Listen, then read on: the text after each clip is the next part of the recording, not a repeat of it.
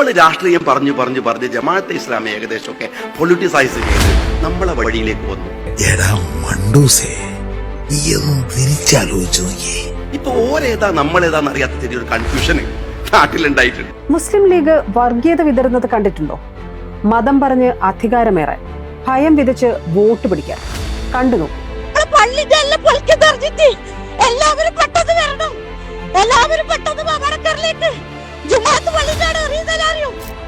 അത്തരം യാതൊരു സംഭവങ്ങളും ഉണ്ടായിട്ടില്ല എന്ന് ജമാഅത്ത് കമ്മിറ്റിക്ക് വേണ്ടി ഇതിനാൽ അറിയിക്കുകയാണ്. നമ്മളൊക്കെ വോട്ടർ പട്ടികയിൽക്കല്ലേ ഈ പഞ്ചായത്ത് തെരഞ്ഞെടുപ്പ് കഴിയുന്നതോടുകൂടി നമ്മൾ കുഞ്ഞു വോട്ടില്ല, വോട്ടവകാശമില്ല.